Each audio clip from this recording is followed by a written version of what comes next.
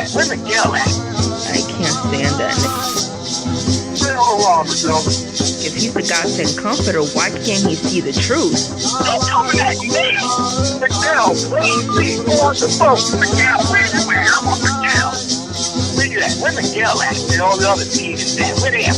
I can't stand that nigga. Yo, man, what's the place? Take your mask off, nigga. What?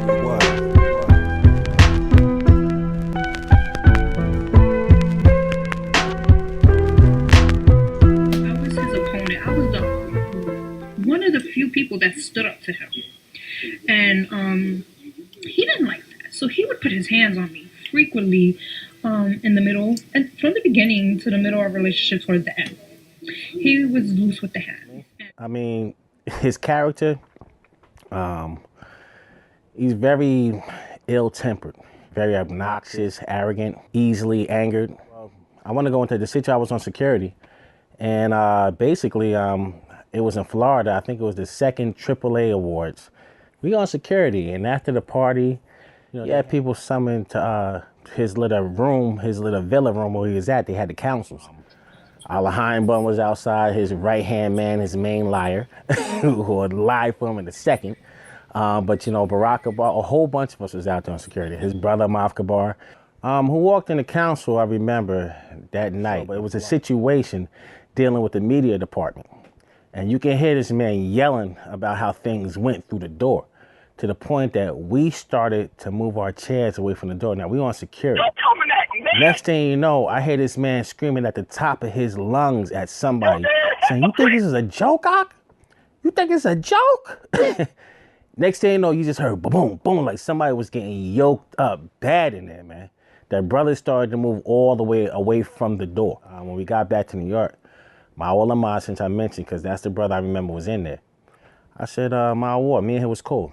I said, Joe, man, that meeting, because mind you, that night when I heard that bumping, like somebody was getting thumped out, I saw Tazadaqyah and Mathanya coming out with tears in his eyes. Brothers was shook up in there, coming out shook.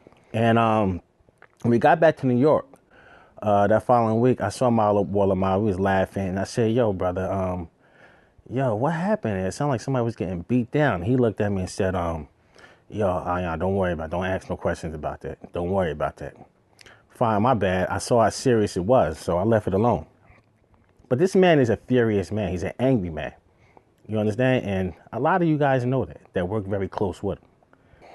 When I was, I asked a question, I was curious because nobody else seemed to want to know about it. And, I got confronted. It was always in the back of my head, and then I come to find out the man that was actually getting basically yoked the hell up and dragged across the room was Ayash Allah, a man that's been dedicated with him. He's still by his side right now.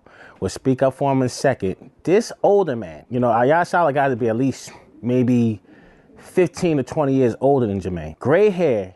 This man dragged Ayash Allah back and forth across the room, was slamming him up and down on the floor, yoking him up. Nobody did anything. Now, Shah and Ariyah was in there. Rawbon, because they had their little council up in there, they was being counseled. And all this noise I'm hearing, nobody did anything to intervene to stop this man. He's taking full advantage of an elderly man who really cannot defend himself. I mean, Jermaine at the time, he was thick, big boney. He wasn't no muscle. He was like a fat slob, shall we say. But nevertheless, he had weight on him. He outsized the man. He was bigger, much younger than the man, stronger. And this is what you hear about your leader, the person that you love and respect and admire. This is what he does to the men that loves him, that would do anything for him because they made a simple mistake in the media department. None of his superiors, we know he doesn't have superiors, but none of his equals like Ariyah or Shah said anything to stop this man. And you can hear the noise through the halls of the villa. This guy was acting like a wild man. But yet and still, this is the holy God-sent comforter that comforts the people. I thought there was, according to the scriptures, I thought there was peace in Christ. But obviously, that's not the situation with this man. Because, You going in to serve God, and you got to worry about some evil, tyrannical dictator putting his hands on you? You're there to do the will of God, Jesus Christ. You're working for Christ. You're there sincerely out of your heart, working for Christ. You're not there for Jermaine Grant. But all of a sudden it turned around to be some type of, it just turned into a chaotic melee, you know, everybody's catering, being men servants. Yeah, the scriptures talk about don't be a man servant. Everybody was being a man servant to Jermaine Grant. And when he see that you have any type of intelligence or you question anything that's going on, then he has a problem with you. You know what I'm saying? Because you're not docile, you're not quiet, you're not all that submissive. But you know what? You know, a lot of brothers, you know, they see all that going on and they look the other way.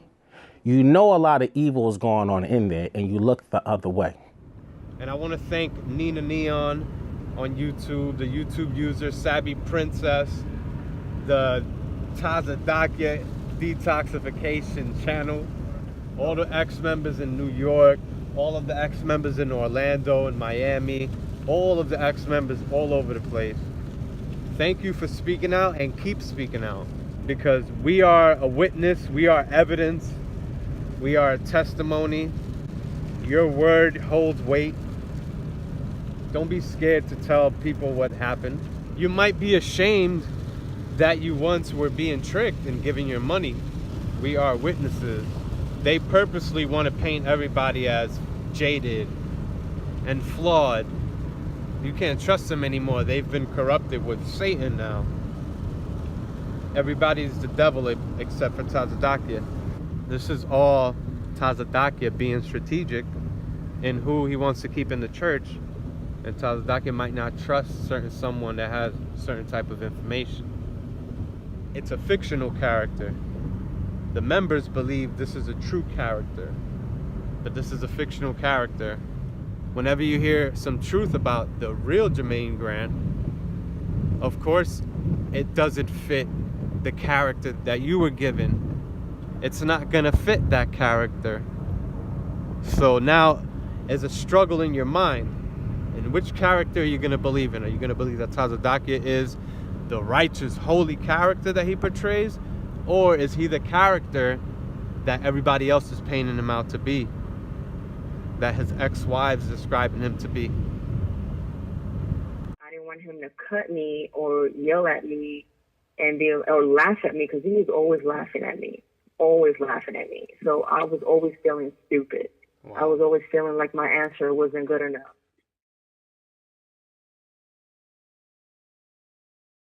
And he was like, I didn't do it.